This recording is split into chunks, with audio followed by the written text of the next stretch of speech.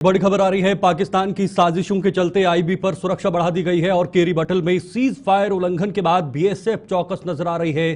कठुआ और साबा में भी बीएसएफ ने आईबी पर गश्त बढ़ा दी गई है। आतंकियों की घुसपैठ रोकने की मुहिम ने जोर पकड़ लिया है। आपको बता दें, यह बड़ी जानकारी है। पाकिस्तान की साजिशों के चलते इंटरनेशनल बॉर्डर पर इस वक्त सुरक्षा कड़ी कर दी गई है और केरी बटल में सीज फायर उल्लंघन के बाद ये बीएसएफ ने चौकसी बढ़ा दी गई है, क्योंकि पाकिस्तान ने इस चीज का उल्लंघन किया है। पाकिस्तान भारत के बीच ये ऑलरेडी डील हुआ है कि सीज फायर का उल्लंघन नहीं होगा, लेकिन उसके बावजूद भी पाकिस्तान जिस प्रकार से अपना आपा खो रहा है, पाकिस्तान जिस प्रकार से अपनी मानसिकता को यहां पर प्रकट कर रहा है, उससे साफ जग जाहिर होता है कि पाकिस्तान की मानसिकता हमेशा नकारात्मक स्तर पर रहती है, हमेशा नकारात्मक सोचती है। और यही वजह है कि पाकिस्तान बार बार भारत की तरफ आतंकवादियों को भेजने का, आतंकवादियों को डिपोर्ट करने का काम कर रही है।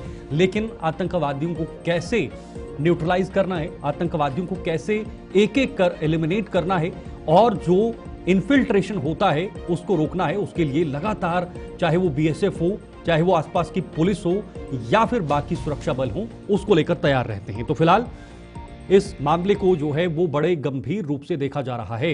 रंजीव मेहता कठुआ से हमारे संवाददाता जुड़े हुए हैं। रंजीव, जो सीज फायर का उल्लंघन पाकिस्तान की तरफ से हुआ है, जिसमें हमारे एक जेसीओ जवान की शहीद भी हुए हैं, इसके बाद किस तरह की चौकसी बॉर्डर एरियाज में की गई है, क्योंकि ये संभावनाएं हैं कि पाकिस्तान लगातार घुसपैठ करने की कोशिश कर सकता है।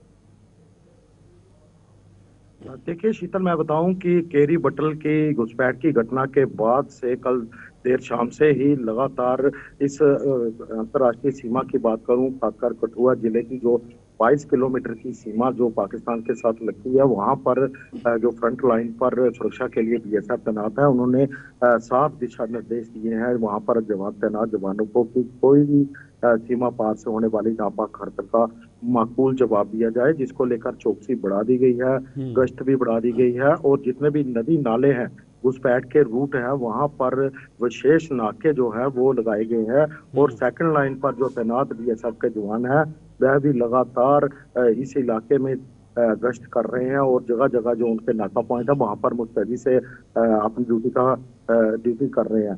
तो यहाँ पर इस तरह की घटना के बाद सीमा क्षेत्र के लोगों में डर जरूर बैठ गया है, क्योंकि इस समय जो गेहूं की फसल है पूरी तरह से पककर तैयार है। कटाई के लिए किसान वेट कर रहे हैं। अगले 2-4 दिन में जो कटाई का काम जो है वहाँ बॉर्डर के इलाके में शुरू होना था, जिसको लेकर किसानों के अंदर अब ये ऐसी घटना के बाद डर का माहौल जरूर पैदा हुआ है। लेकिन बीएसएफ पूरी मुस्तैदी के साथ चौकस है। हाईवे पर भी जो निगरानी जो है वो बढ़ा दी गई है। ऊपरी इलाकों को जाने वाले रास्ते जितने भी हैं वहां पर भी पुलिस ने जो नाके हैं वहां पर चेकिंग की जा रही है। तो शीतल, इस घटना के बाद बात करूं तो जो पंजाब के साथ लगती सीमा है वहां पर भी विशेष निगरानी जो है बरती जा रही है, क्योंकि हो सकता है कि पाकिस्तान की तरफ से घुसपैठ की कोशिश इस इलाके से ना होकर पंजाब की तरफ से भी हो सकती है। तो उसको लेकर भी बीएसएफ अलर्ट मोड पर है।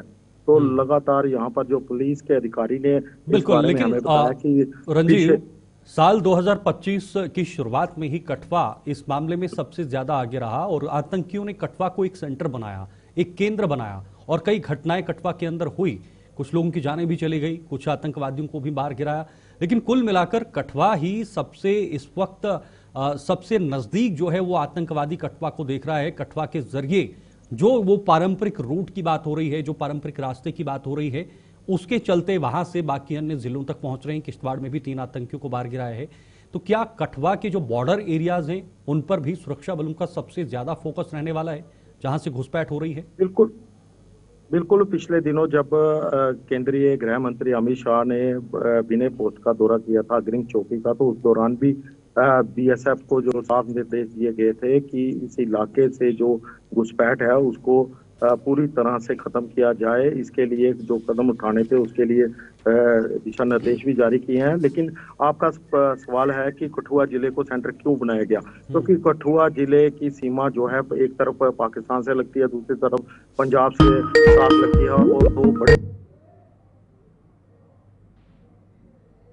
जो इलाका है गतरनार नाले का, ये जितने भी रूट है ये पुराने रूट है जहाँ पर हमेशा साल भर इन नालों में पानी रहता है, जिसके चलते यहाँ पर गश्त करना इतना आसान नहीं होता सुरक्षा बलों के लिए। उसी का फायदा उठाकर जितने भी हैं आतंकवादी है वो इसी रास्ते से घुसपैठ करने की कोशिश करते ठीक हैं। है, ठीक। सन्याल का मामला है तो ये तरनार नाले का इलाका था।